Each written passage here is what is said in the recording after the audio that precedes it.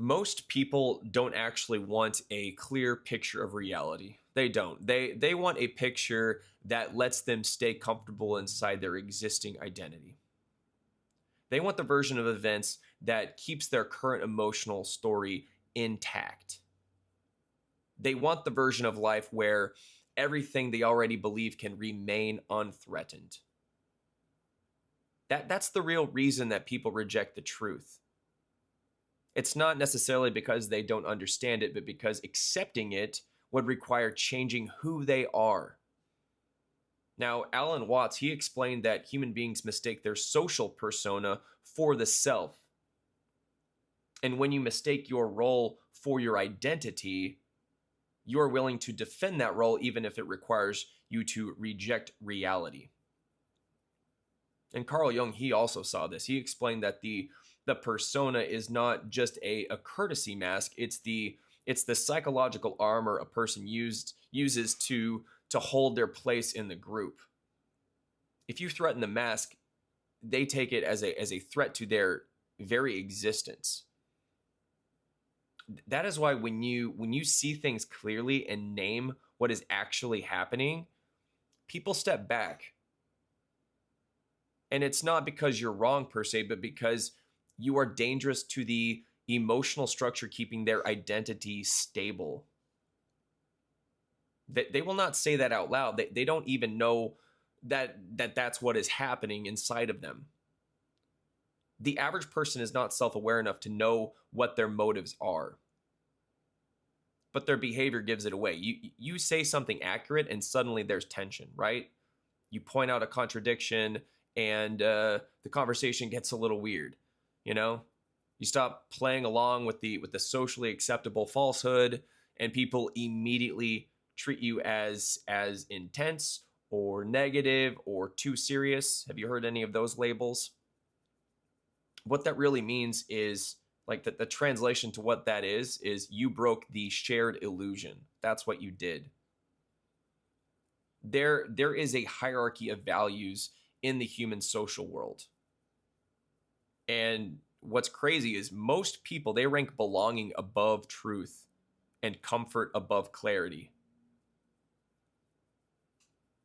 Because here's the thing, most people, they want the group to reflect back to them a picture that keeps their identity coherent. They want their self-concept protected and their emotional equilibrium protected. That's why people who see through the illusion, they pay a pretty heavy cost. When you start seeing clearly, you stop being easily manipulated by social pressure, and people who cannot live without that pressure will not know what to do with you. And other than to distance themselves, people distance themselves because you no longer operate inside the script that they need to feel safe. You no longer cooperate with their self-deception, and you're no longer feeding into the system of mutual avoidance where everyone silently agrees to ignore the truth because it's far easier for them to maintain the illusion. So yeah, when you opt out of that, people will label you as intense or a problem in a sense. They'll label you all kinds of things: intense, too much, things like that. But yeah, there is a stage where this becomes confusing because you think to yourself, why are people uncomfortable? Like, I'm just describing what is actually happening. You think to yourself, shouldn't clarity help everybody? And you would think, but yeah, you assume that other adults want accuracy and that they want honest evaluation of reality, but most don't. Newsflash, most grown adults are just scared children inside. They need group. They need the group to validate their worldview and to confirm the narrative they already believe. They need social agreement more than they need truth. And This is where the isolation begins. You start to notice that the more precisely you speak, the less people can handle you. And it's not because you're attacking them, but because your presence makes them confront the parts of their life they'd rather not look at. Does that sound familiar? I mean, so you want to be accepted, and so you begin self-editing. You start withholding parts of your perception. And it's not because you want to lie, but because you learn that honesty is socially expensive. You see that accuracy costs status, and you see that truth costs belonging, and that it makes people uncomfortable. So what do? Well, you lower the voltage of what you say. Not because you're wrong, but because you learn that clarity has a price. But then a shift happens. One day you say something accurate. You watch how the room reacts. And then for the first time, you don't feel confused. You do recognize what's happening. You see through the game. It's everything is calibrating properly now. You finally understand the discomfort people feel in your presence is not because your reality is incorrect. It's because your clarity threatens the illusion that they rely on. Alan Watts, he called this, he described it as waking up from a dream that most people don't even realize that they're having.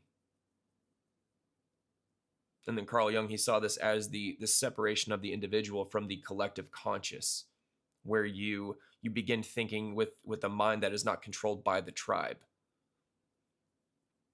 And I've talked about this previously. I mean, that's the moment, that particular moment, it marks the beginning of what's called psychological adulthood. And this is where sovereignty begins, because once you see the structure of illusion, you stop expecting other people to validate your perception. And you stop waiting for them to join you in accuracy, and you stop trying to make truth socially safe. And you stop bending your perception to make it digestible to people who need illusion to function. Once you cross that threshold, you realize that your clarity is not a social tool, it's an existential one. Your clarity is what keeps your mind intact. It's what keeps your integrity intact. And it's what preserves the relationship you have with your own judgment. That is the turning point. You no longer speak the truth because you hope people will accept it. You speak the truth because your survival depends on not lying to yourself. And this is where the loneliness is born. Not because you can't find people, but because most people do not live in reality. They live in their emotional story about reality. They live in the narrative that protects them. You know, the version of life where their wounds don't have to be confronted. When you see clearly, you become incompatible with that.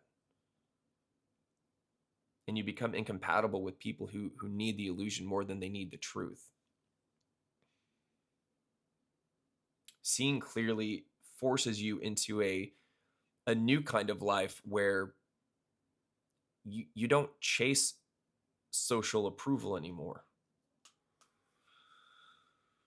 I feel like a lot of men, they're in that confusing stage in their 20s. I think I didn't really get out of the confusion until I was in my 30s. And then things started to make sense, and I started to have that clarity. And then social approval doesn't matter anymore. You don't try to make your mind smaller so people feel comfortable. You don't try to lower your standards to retain any proximity. You don't balance truth against acceptance like it's a negotiation that you can solve with better wording. You stop trying to fit into groups' emotional limitations, and you just accept the distance and the quiet and that separation. because at that point, at that stage, clarity becomes more important than belonging does. And this is the actual entrance into adulthood. It adulthood isn't, it's not paying bills, it's not age, it's not more responsibility. Adulthood begins the moment that you stop outsourcing your perception to the tribe. The moment you stop looking at the eye of the others to determine what is real.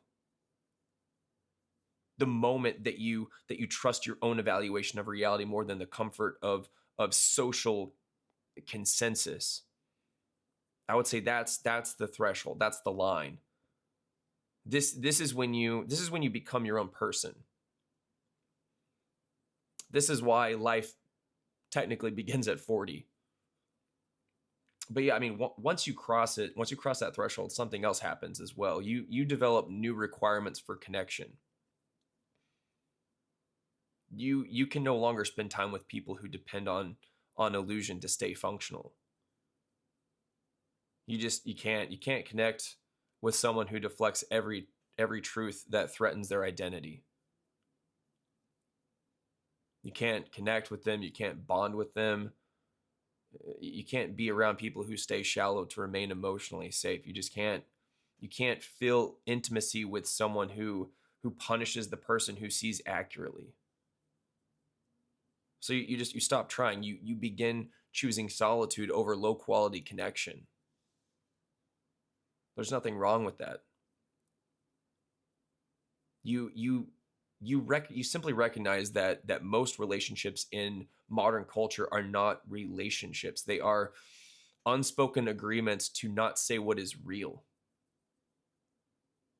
They're just these unconscious contracts to protect each other's emotional story. It's this mutual avoidance dance. And when you live in reality, you can't participate in that anymore. You just can't do it. You learn that solitude is not suffering. Solitude becomes the place where your mind can be fully coherent. It's where you're not required to shrink for anyone else. It's a place where you're not punished for accuracy. Truth is allowed to breathe without any form of retaliation.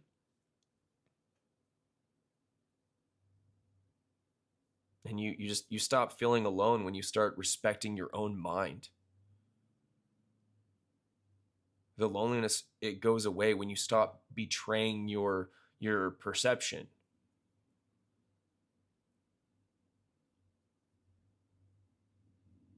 It just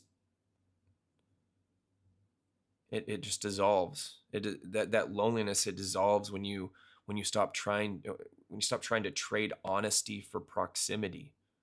What's the point of that? Loneliness, it ends when your relationship with your own experience becomes more important than whether someone else approves of it.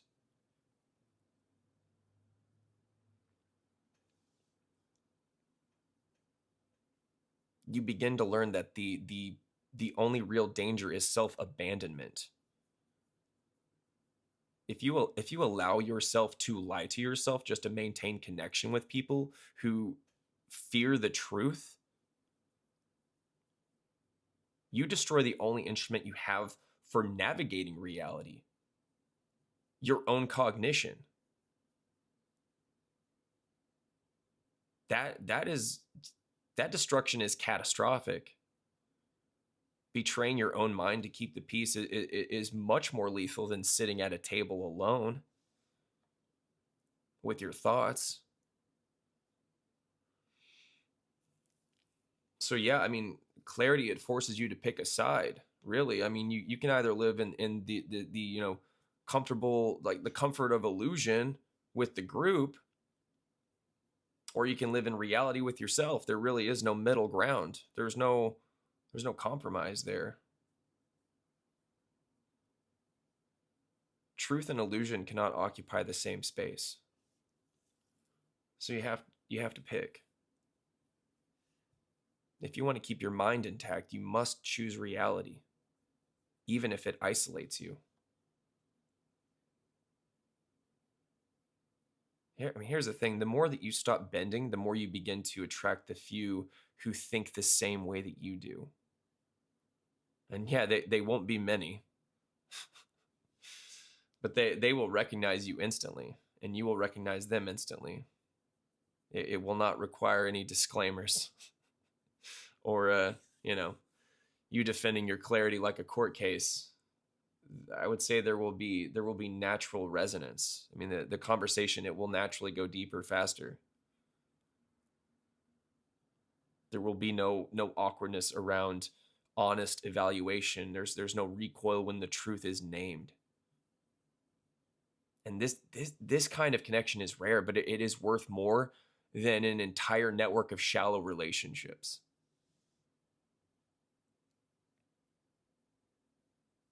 Those are the only real allies you ever need. This is what Alan Watts was actually pointing at when he said the self is not the mask. And this is what Carl Jung meant by the individuation process. Seeing reality clearly is the initiation into adulthood. The cost is that you lose belonging with the people who refuse to wake up. But the reward is that you gain belonging with yourself. You gain your own respect. You gain your own authority and your own stability. Once you stop needing the world to approve of your clarity, the world loses control over you. They cannot bribe you into acceptance. They cannot punish you with rejection. They cannot manipulate you with disapproval. You become someone who will sit alone rather than betray your own perception. You become someone who is no longer hostage to the tribe. And that, my friends, is actual freedom. Freedom is not doing what you want. Freedom is thinking what is true without needing permission. Freedom is seeing reality accurately and refusing to dim the lights so others can stay asleep. Freedom is choosing the truth even when it costs approval. Because approval can't save you. Approval cannot save you. But self-honesty can. This is the price, and this is the power. Once clarity matters more than belonging, you stop living in their illusion and you begin living in your reality. You begin living in reality. You become sovereign. You become independent. You become someone who can carry truth cleanly without apology and without compromise. You become someone who would rather walk alone in truth than together in falsehood. That is what it means to see clearly.